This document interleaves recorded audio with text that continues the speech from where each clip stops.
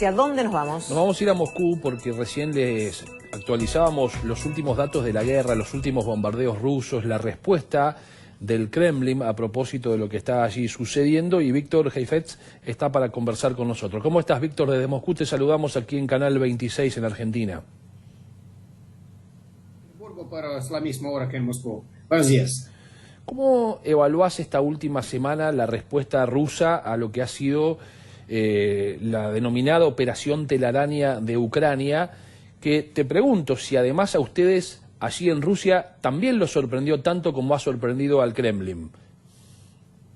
Bueno, la operación sí sorprendió, creo, a todos, por todo el mundo, pero la reacción del Kremlin a lo que había hecho el servicio de inteligencia militar ucraniano, al parecer era mucho más leve, mucho más bajo de lo que se podía esperar. Según el documento de seguridad estratégica rusa, en caso del ataque a los aviones estratégicos, Rusia tenía derecho de responder con armas nucleares. No lo hizo. Eso es buena noticia para todos. El riesgo es muy grande y era muy grande, y los que decidieron atacar aviones estratégicos creo que jugaban con el fuego, pero no para los dos países, sino para todo el mundo. Si hubieran iniciado con armas nucleares, el mundo estaría quién sabe dónde.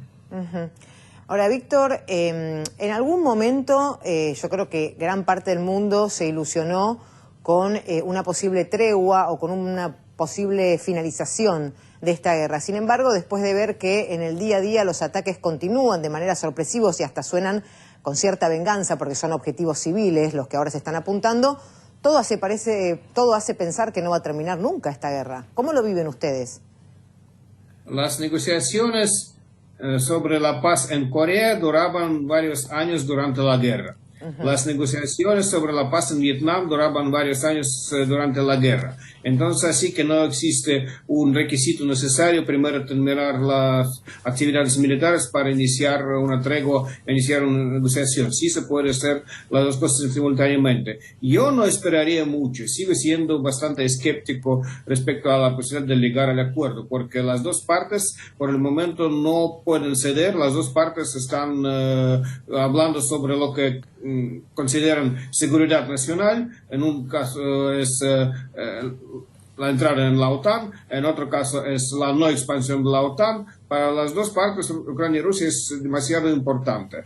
Entonces yo soy escéptico. Pero eso importante es que las negociaciones sí siguen. Eso demuestra que sí puede haber un tipo de negociación directa. Eso es un señal más bien optimista. Ahora, si uno, Víctor, observa lo que ha sucedido esta semana, me parece que es muy importante para presagiar que más allá de que las negociaciones continúen, la permanencia de la guerra será por mucho tiempo, y me refiero a la conversación telefónica entre el presidente de los Estados Unidos y el presidente ruso, entre Trump y Putin, donde ya Trump incluso ha modificado su manera de observar la situación de la guerra. Cuanto antes abogaba por una finalización inmediata, ahora el presidente de los Estados Unidos, después de hablar con Putin, dijo: van a tener que seguir peleando un tiempo más, y hasta reconoció que la respuesta del Kremlin a los ataques ucranianos era una respuesta lógica. Yo también creo que era una respuesta lógica, la verdad. No cualquier ataque ruso-ucraniano hay que considerar un ataque loco. Estos sí eran locos, porque el primer ataque era un ataque a propósito en contra de ferrocarril civil. No era objeto militar, y en otro caso era objeto de aviación nuclear, lo que no tiene mucho que ver con la guerra en Ucrania, pero sí tiene mucho que ver con la seguridad del mundo. Pero sí, al parecer los Estados Unidos van a abstenerse, no por completo, pero en gran parte, del conflicto militar, e incluso sin la participación de Estados Unidos, las dos partes pueden seguir durante mucho tiempo. Rusia demostró que tiene más fuerza y sigue teniendo fuerza a pesar de años de la guerra. Ucrania, a pesar de que su aparato militar se ha reducido, todavía tiene posibilidades. La guerra sí puede durar muchos meses. ¿Y qué es lo que entienden ustedes desde Rusia que debería ocurrir para ponerle un fin a esta guerra? Para que llegue un fin a esta guerra, deben ocurrir una de las dos cosas. Una de las dos cosas, los que apoyan a Ucrania, en este caso Estados de la Unión Europea, deben abstenerse los dos, no solamente Estados Unidos. Es una de las posibilidades porque Ucrania sin suministro de materiales bélicos no podrá tanto como puede ahora. Esa cosa la veo casi imposible.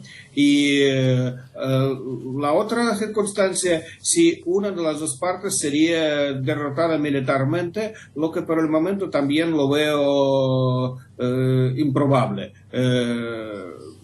Podemos discutir quién cede antes, pero por el momento veo improbable capitulación militar, rendición militar de una de otra parte. Víctor, me interesa conocer tu mirada acerca de cómo ven en Rusia, cómo viven en Rusia, porque muchas veces desde aquí, desde Occidente, uno puede acceder a información que por supuesto se emiten desde los medios de Occidente, pero ¿cuál es la mirada que tienen en Moscú, en Rusia, por ejemplo, del presidente de los Estados Unidos, Donald Trump, y de su relación con Putin?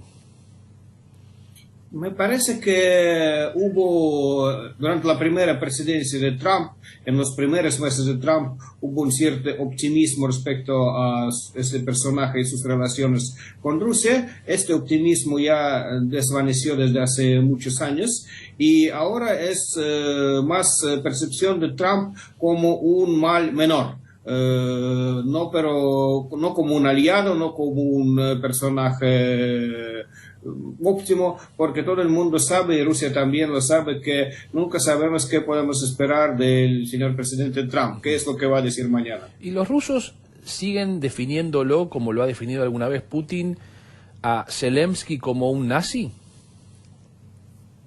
Algunos rusos dicen que sí, otros no les interesa esta definición como tal.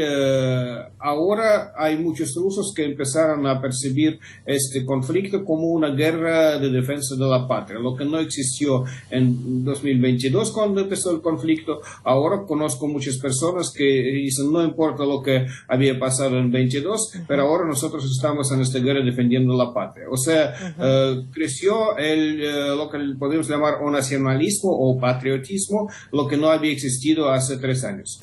Ahora, Víctor, bueno, vos hablabas recién del inicio de esta guerra, año 2022, estamos situados a mediados ya del 2025, y la pregunta es, ¿cómo lo viven ustedes, el día a día del ciudadano normal? ¿Ya se acostumbró? ¿Ya casi que no habla de esto? ¿Ya casi que le da lo mismo?